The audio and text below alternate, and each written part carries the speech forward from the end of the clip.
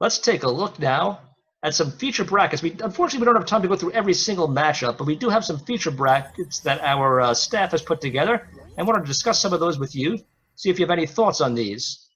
So first, Supernatural feature. And today's feature matchup happens to pit one of the movies you've already mentioned, It Follows, against Rosemary's Baby. We already know your feelings on It Follows, I think. Have you mentioned that yet? No, you talked about It, not It Follows. Yeah, it's in the wrong bracket. It Follows.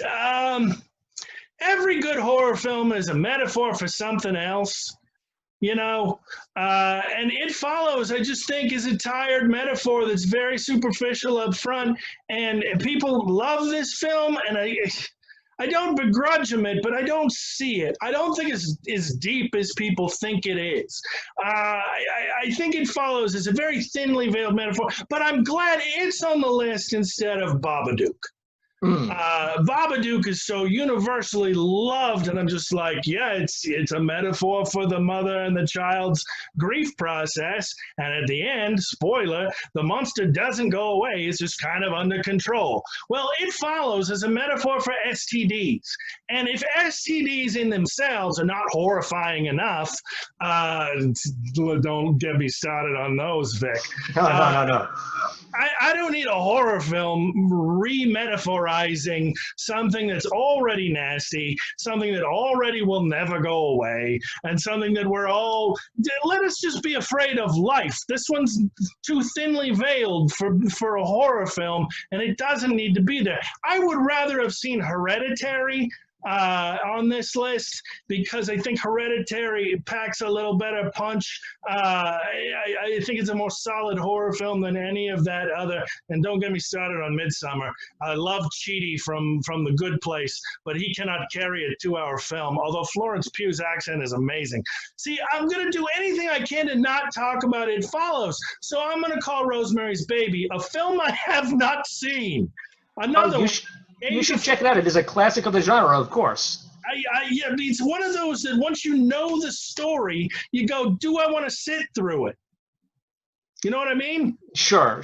Well, it's interesting that these two are up against each other. You pointed out the metaphor of It Follows. Well, another consequence of, the deed is Rosemary's Baby, of course. So, maybe just don't do it is the moral of the story. We'll call this one the sexual consequences bracket. Absolutely. I'm with you on that. All right, let's go from Supernatural all the way over to Creatures. And the feature matchup in that one is A Quiet Place versus An American Werewolf in London. Thoughts on this one, Ophidian? He needs a drink. Clearly, he has some interesting thoughts hiding behind that bottle. Did you feel the suspense of waiting for me to do something or say something just there? I did. And I feel like our audience felt it as well. That's A Quiet Place right there. As much as I love John Krasinski, there's just so many holes in A Quiet Place. It just makes it difficult for me. I mean, we could get into the debate over, Bird Box is the same film, but without sight. Yeah, but Quiet Place came first. Yeah, but there's also a novel named The Silence that was attempted to be adapted along about the same time. But A Quiet Place came first. No, the book came first. There's so much controversy around A Quiet Place and so many holes in its plot that there's a sequel that's due. It was delayed, and I'm good if it continues to be delayed, because Quiet Place is a metaphor for how hard it is to be a parent. I hadn't looked at it that way, but I suppose that's true.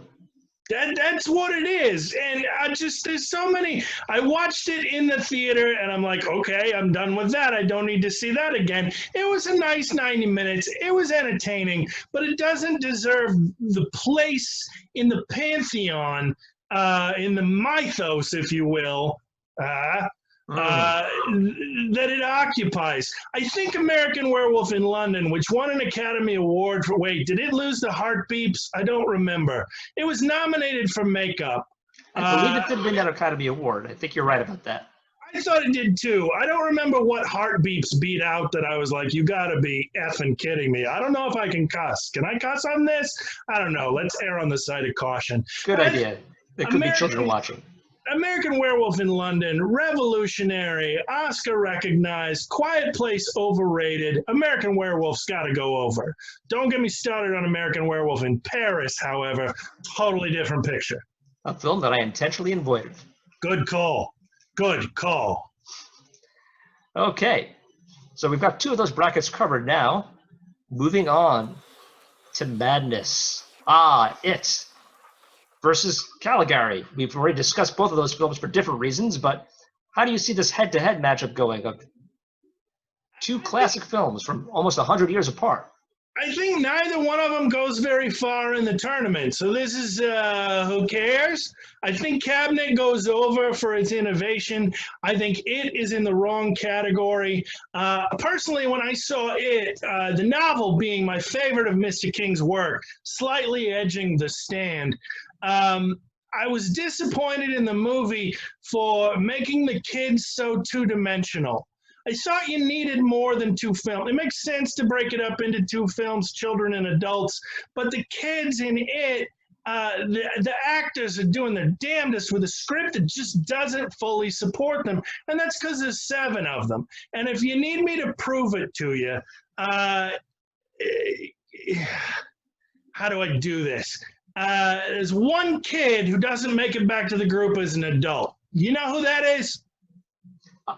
You know what? I forget. I've seen both movies, but my mind is a sieve these days. You just made my point. One of the 7 kids doesn't make it back to the group as an adult, and you can't name him. The script doesn't support that. His name is Stan. Do you remember the character now? Vaguely. He was the one who was young, right?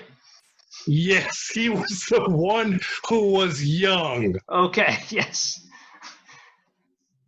Tell me more. I don't remember the character specifically beyond that. Stan has one defining trait, and that's all they give him. Stan's the Jewish kid. I should have known that. Being one of the chosen people myself. Is Casserole a Jewish name? You know, it was shortened from Casserole Wits, actually. I did not know this. On Ellis Island, yes. True. Now, we're going to take Stan as the Jewish kid. Can you tell me anything else about him? Nothing. Not a thing. Therein lies the problem.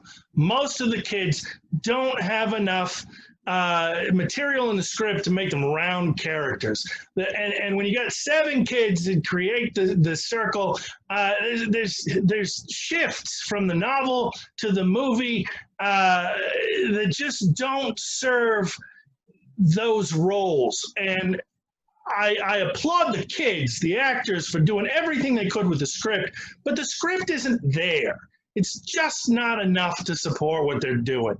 And for that reason, I don't think it goes far enough to be that good. I was also in the theater sitting next to a couple that had snuck in a whole lot of beer. I'd say it was a 6-pack, but it had to be more of that because they smelled like a 6-pack and they were still going and dropping cans on the floor.